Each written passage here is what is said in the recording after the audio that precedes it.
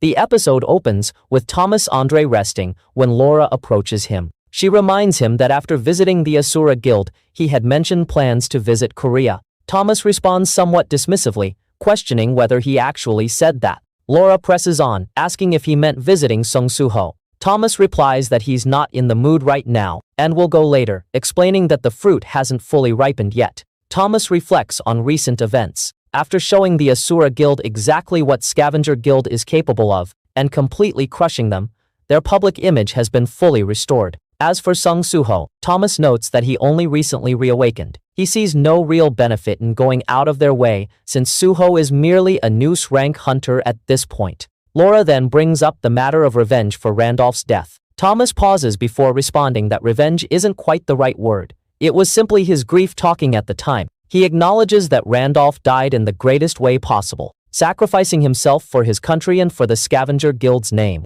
At that moment, Laura shows Thomas something that changes everything. Korea has sent out an invitation to hunters worldwide. A noose rank gate has opened in Korea, and they are requesting assistance from international hunters. Seeing this, Thomas's demeanor shifts completely. He becomes energized and immediately instructs Laura to contact Korea and inform them that Scavenger Guild will come to their aid. He orders her to prepare a jet immediately. They're going to Korea right away. Laura quickly agrees and leaves to make the arrangements. As she departs, Thomas speaks quietly to himself, making a promise to Randolph that his death will not be in vain. The scene shifts to Choi Dong-in, who is examining something in his hand, a ring-like object. He looks at it curiously and inspects its properties. The item is called Torch. Currently at level 1, it increases fire damage by approximately 50%. SUHO created this torch specifically for him. Choi Jong-in thanks him and reflects on the nature of grow-type gear that can make a person stronger.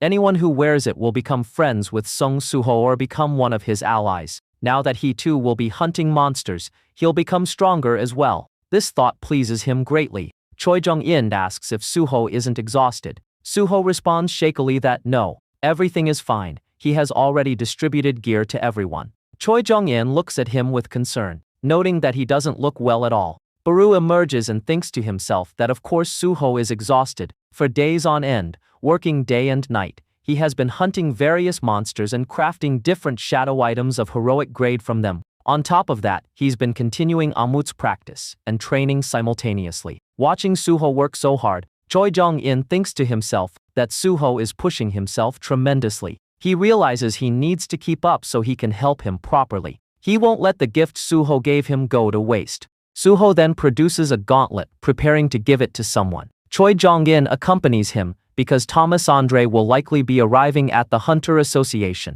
SUHO responds with surprise, asking if he means Thomas Andre, that national-level hunter? The scene shifts forward in time. The two are now at the Hunter Association building. SUHO is startled because he sees many different hunters gathered there, likely members of Scavenger Guild. As soon as they arrive, Choi Jong-in tells SUHO to wait outside while he goes inside alone. SUHO begins observing everyone present. Scavenger Guild, this is probably the same guild that orchestrated the attack on him in that pyramid-type dungeon. After a short while, Choi Jong-in is seen inside the meeting room. The person with him makes introductions, and Choi Jong-in introduces himself as well. Looking at the man before him, Choi Jong-in thinks to himself that this is America's #1 hunter, Thomas Andre. Thomas greets him, stating it's nice to meet him and that he doesn't think he needs to introduce himself. Laura then speaks up, suggesting they begin. She states that Scavenger Guild will definitely help, but they have certain conditions. First, from now on,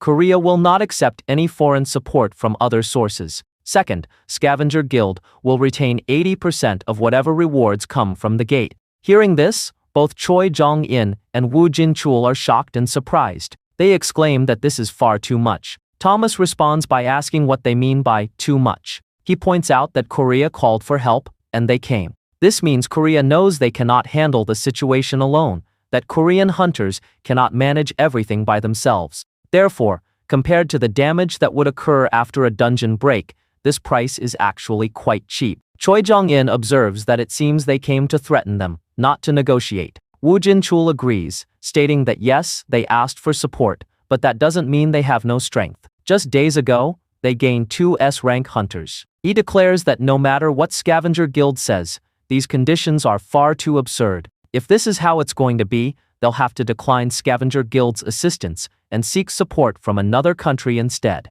Thomas becomes angry and brings up the Egyptian pyramid dungeon where they lost their hunter Randolph. After investigating, they discovered that he wasn't killed by a member of the Asura Guild, but rather by a Korean hunter. After conducting their own interrogation at the scene, they learned that it was none other than a Korean hunter whose name Laura reveals, SUHO. Hearing this name, both Woo Jin-chul and Choi Jong-in are greatly shocked. Thomas continues, stating that it appears the reason for Randolph's death was Korea's noose-rank hunter, SUHO. So if they don't accept Scavenger Guild's conditions, they might end up losing one of their S-rank hunters. He asks what they think. Will they refuse their demands? Or perhaps their final weapon, the captain standing before them, will try to stop him. Hearing this, Choi Jong-in becomes frightened because standing before him is Thomas Andre, a national-level hunter, while he is merely an S-rank hunter. He begins thinking about how first there was Iterim, then an S-rank gate,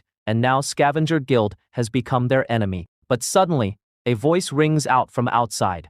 "Shut up, listening to this is making me angry. I thought help was coming, but these are just thieves."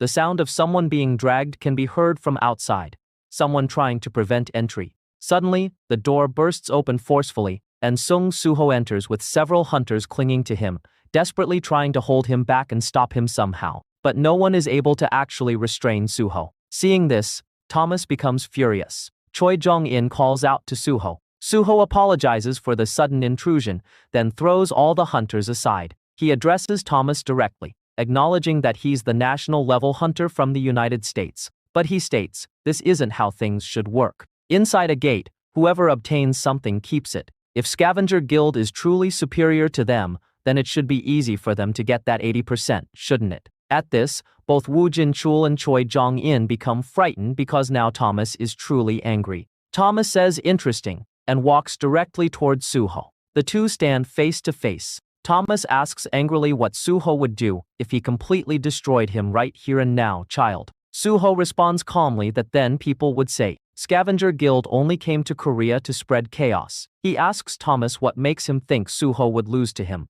Where does this confidence come from? Hearing this makes Thomas even angrier. He calls him a brat. Both their auras begin spreading throughout the area, creating an atmosphere of fear all around. Witnessing this scene, it resembles the first time Sung Jin-woo and Thomas stood face to face. This is almost exactly the same moment.